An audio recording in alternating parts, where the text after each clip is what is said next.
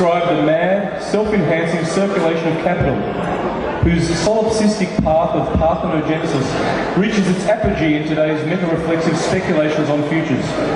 Or so Daniel said to me on the first day of grade 1, 1978 King David School. I have fond memories of long hot summers in Summerhill Road, walking around the golf for the Australian Open, watching Parkinson, playing their keyboard with the frog setting, and being made to eat the neighbour's dirty undies. Balcombe Road Takeaway was the engine room of this operation, the Goon Show the soundtrack, Sand Rash the feeling.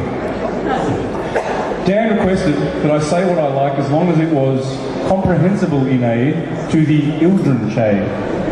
So in parting, let me welcome to the rostrum a real working Quen who eats his own shade, a disciple who cannot and will not give up his toilet showers, Mr. Denazal Alexander Pragsberger.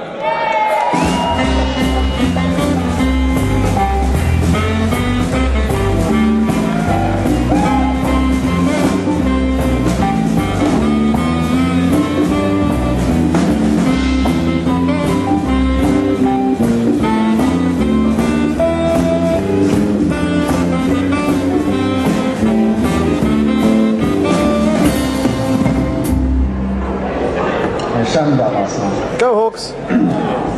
Thank you, Simon. Can you hear me? Yep. How's that? Okay.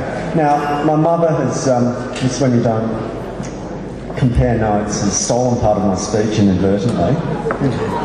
So I'd like you to consider this the authentic version. Also, thank you everyone for coming and sharing in our joy, friends and family. If I don't mention you all, that's just consider that an oversight. Okay. Within our little family, we have evolved a custom. On Friday nights, immediately after the official Shabbat blessings and before the serving and devouring of the meal, we go around the dinner table and take turns to speak. Each person delivers a brief reflection on his or her day or week, while everyone else listens. There is no question and answer. In theory, no interrupting. Just talking and attentive listening, and after each person has delivered his or her message, a rousing Shabbat Shalom. The messages are often about an exciting occurrence, an expression of gratitude, a good deed done, a funny anecdote, a moment shared. But regardless of the content, I'm always grateful for these few minutes of speaking, listening, and sharing. Now, rather than attempt to replicate this custom in the large and go around the entire room, no one wants that, I would like instead to have a slightly longer turn for myself and reflect not so much on the past week, but on the past 8.5 years since Andy and I first became an item. Andy and I first met when Simon, today's MC, invited us over to his and his now wife's Sarah's flat to watch an evening of the athletics finals during the Sydney Olympics. I believe it was the finals of the men's 400 metres dash. Naturally, I was keen to see athletic history in the making, and I can only imagine that Andy was similarly excited.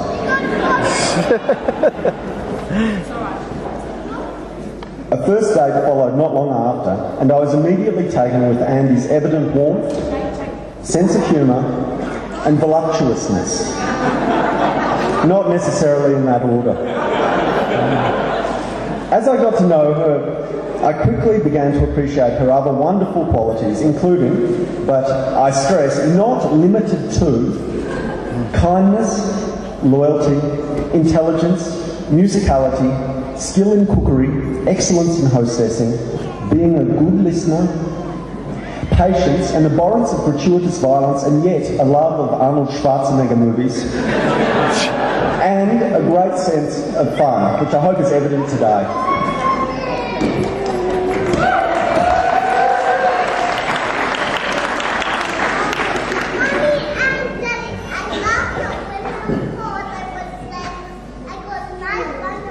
Ella, it's Daddy's speech. Andy's obsession with the cutting up and sewing back together of fabrics was also fairly apparent early on, and I'm afraid that I rather encouraged it. Other images of our early days together. We departed our flats and moved into a little rented house, survived a holiday in Malaysia, notable for the stifling humidity and terrifying driving, with the afternoon at Sorrento when we wrote a hilarious yet still unaccountably unpublished children's book together.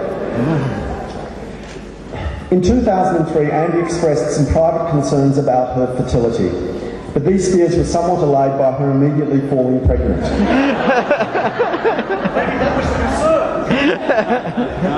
Jake was expected on New Year's Eve, but true to Feldman family tradition arrived somewhat late, and in point of fact was only scared out under the threat of induction.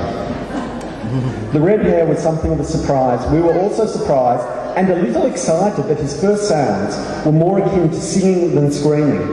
If he had said toot toot, it might have been a more accurate portent. Any remaining concerns over Andy's fertility were put to rest with her second pregnancy, this time Ella. The name Ella was not my original choice, but after many months of cogent and unabated lobbying, I was persuaded. As a fan of nominal determinism, I now submit that our cheese-loving daughter's full name is really Mozzarella. Today, Jake and Ella are respectively ensconced in school and kindergarten. I am unreasonably proud that they have both portrayed Moses in Passover pageants, sleep through the night, and they will respond to my cry of go with pies in true Pavlovian fashion. Earlier this year, I asked Jake to list 3 things that he had learned, having just completed his first month at school. His immediate and definite response: 1. Respect. 2. Sport. And finally, he said, Italian. I asked the same question of Ella, who had just begun her kindergarten career. She replied, 1. How to draw. That another child, I've omitted the name, is not my friend. And 3. That I do not know how to draw. And it's not true, as those of you who've inspected the children's artwork will appreciate. And so for the present, and to answer the burning questions. Question 1, where did the red hair come from? Answer, apparently the mother's favourite colour can determine the hair colour of her offspring. Question 2, how much longer will the speech go for? Answer, just 1 more minute. Some quick messages. To Simon, where are you? My friend. Thank you for being a wonderful friend, introducing us, agreeing to act as MC, and advising us, well, Andy, on the organisation of this shindig. You know from weddings. To my friends from the martial arts, who are up the back. My other family. Arigato gozaimashita, arigato gozaimasu. Thank you for what has gone before.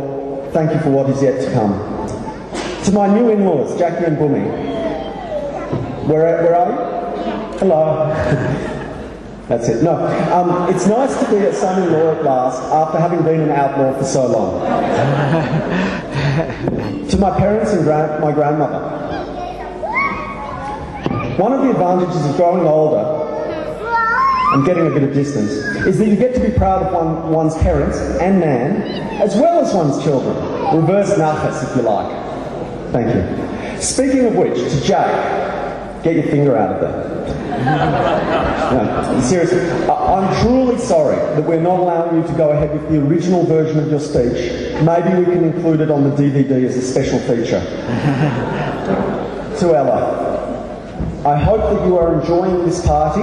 You enjoying it? Yeah, good. And that one day you will eat vegetables. And finally to Andy, this wedding has been a testament to your organisational skill and rose-tinted vision, and to my ability to say, yes, that sounds great. You have been a wonderful companion in good times, and a great support in difficult times. You bring colour into my life. I love you heaps. Give me a kiss.